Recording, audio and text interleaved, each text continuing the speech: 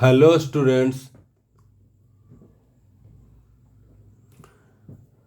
इस वीडियो में हम लोग general equation of a circle के बारे में डिस्कशन करने वाले हैं कि general equation of a circle क्या है। इसके बारे में हम लोग डिस्कशन करने वाले हैं।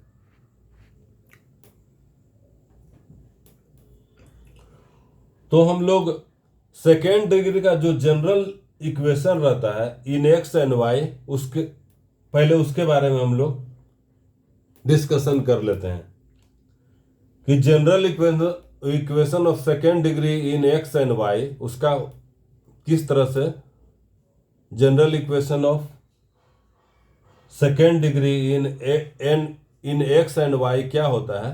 ये होता है इस तरह से a x square plus 2hxy plus b y square plus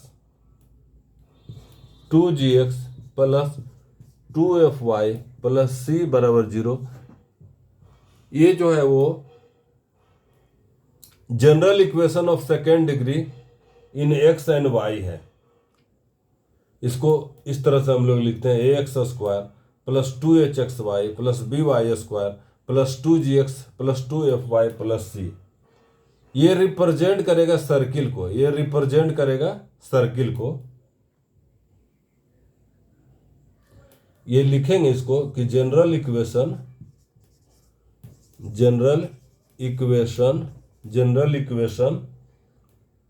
of second degree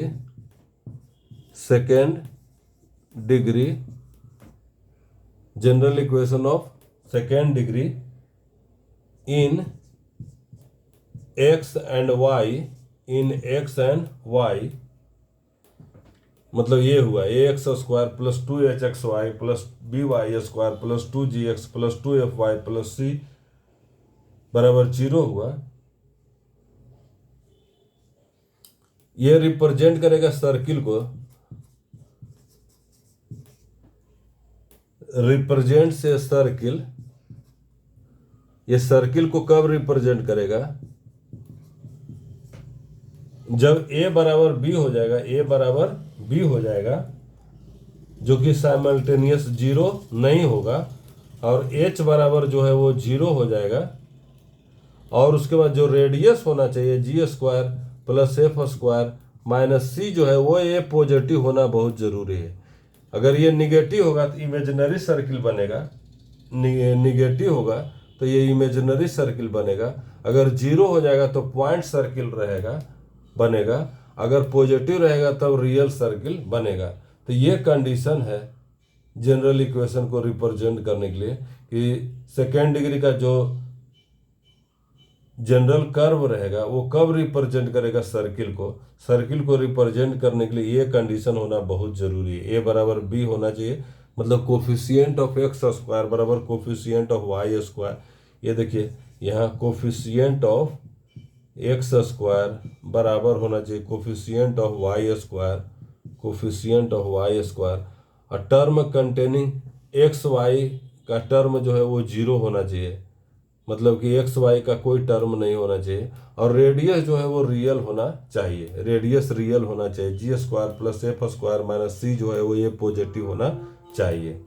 H बराबर 0 होना चाहिए, और ये रेडियस जो है इसका रेडियस जो है वो कहने का मतलब कि ये पॉजिटिव होना चाहिए, रेडियस जो है रियल होना चाहिए। अगर रेडियस 0 हो जाएगा तो पॉइंट सर्किल में बदल जाएगा, और रेडियस अगर इमेजिनरी होगा तो इमेजिनरी सर्किल हो जाएगा। तो जनरल इक्वेशन ऑफ सर्किल के बारे में हम लोग इस तरह से general equation of second degree का जो कर्व रहेगा वो कब जनरल इक्वेशन ऑफ सर्किल को रिप्रेजेंट करेगा, जब, और अगर ये इस तरह का हुआ तो ये बन जाएगा x square plus y square plus 2gx plus 2fy plus c बराबर 0।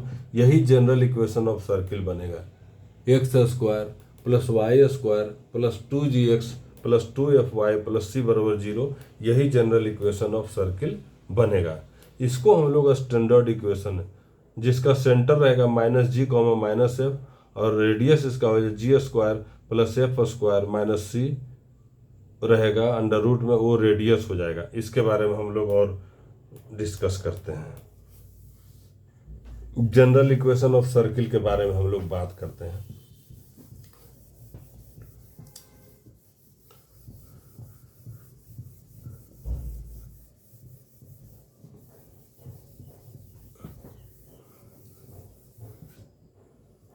जैसे अगर एक पॉइंट है, सी पॉइंट है, सेंटर है, जिसका कोऑर्डिनेट है -g, -f, और आर रेडियस का ये एक, इस तरह से हम सर्किल बनाते हैं। इस तरह से हम एक सर्किल बना रहे हैं, ये सर्किल हम बना रहे हैं।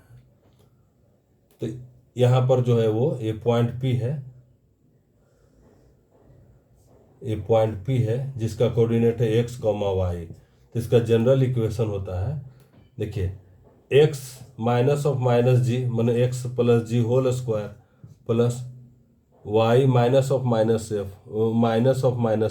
+ f होल स्क्वायर बराबर हो जाएगा r²। इस तरह से हम लोग निकालते हैं। इसको और एक्सपेंड करेंगे हम, तो x² + g² + 2gx, इस तरह से y² + f² + 2fy बराबर r², हम इस तरह से लेते हैं।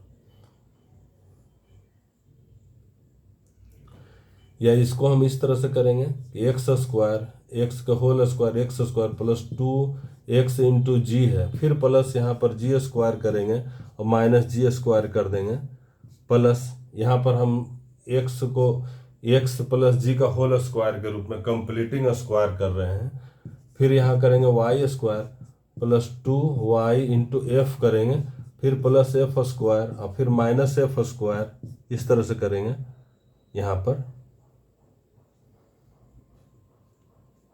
यहाँ पर देखिए x + g होल स्क्वायर, इसको हमने किया -g², यहाँ पर बराबर ये r² है। ये हो जाएगा x + g whole square plus y + f whole square बराबर, देखिए यहाँ g² + f² और एक इस तरह से बराबर ये यहाँ पर है, ये उस तरफ ले जाएंगे तो r² - g² + f² हो जाएगा।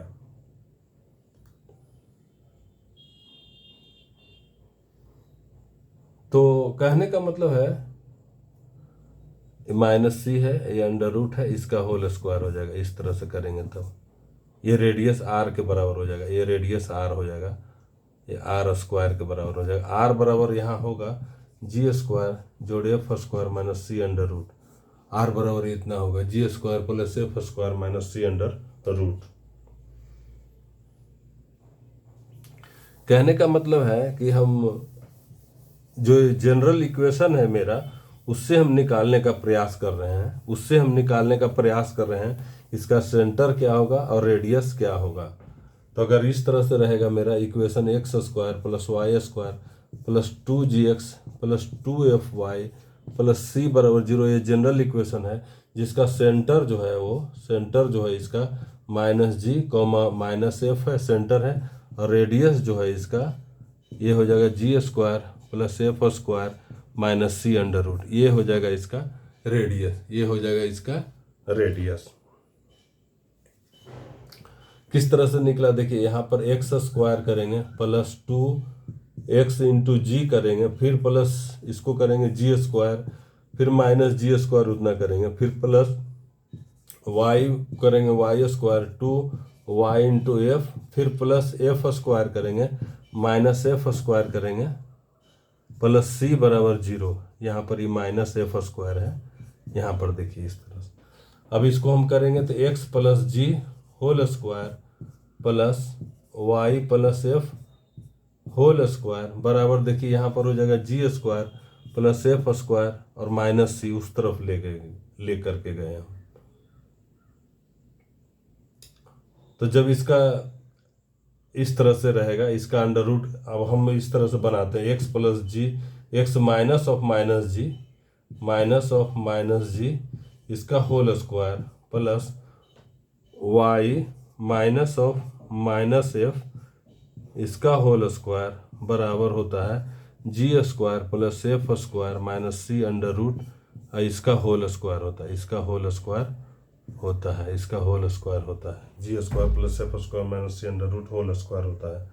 तो इसका जो सेंटर जो है रहेगा वो minus g comma minus f हो जाएगा और रेडियस जो हो जाए g square plus f square minus c under root ये होगा।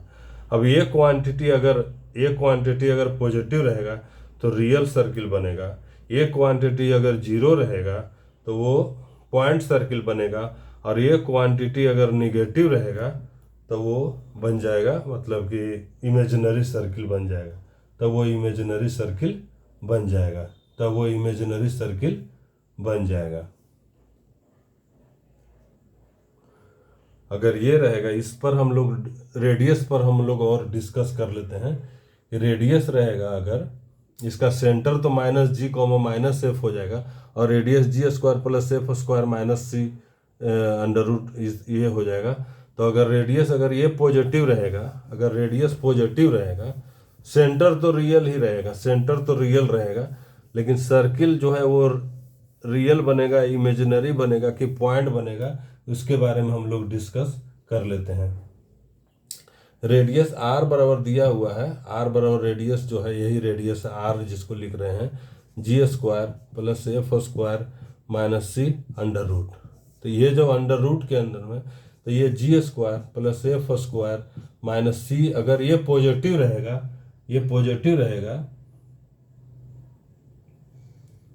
तो इसको हम लोग कहेंगे कि ये रियल सर्किल बना, रियल सर्किल बना, रियल सर्किल बना, रियल सर्किल माने उसको हम प्लॉट कर सकेंगे। अब g square plus f square minus c बराबर अगर जीरो हो गया तो पॉइंट में कौन सा ऐड कर जाएगा, ये पॉइंट सर्किल बनेगा। और अगर g square plus f square minus c जो है वो निगेटिव रहेगा तो इमेजिनरी सर्किल बनेगा, इमेजिनरी सर्किल बनेगा, इमेजिनरी सर्किल बनेगा, लेकिन इसका जो है सेंटर जो है वो रियल रहेगा, लेकिन सर्किल जो है इमेजिनरी होगा। तो इस तरह से हम लोग ये जो है general equation of a circle के बारे में बात की हम लोग, general equation of a circle, general equation of a circle के बारे में हम लोग बात किया, general equation of a circle. ये बहुत इंपॉर्टेंट है। इस कहने का मतलब है कि कोई भी लाइन जो है जैसे स्ट्रेट लाइन है उसका भी कितना तरह का जो फॉर्म है उसका इक्वेशन लिखने के लिए जरूरी आना चाहिए।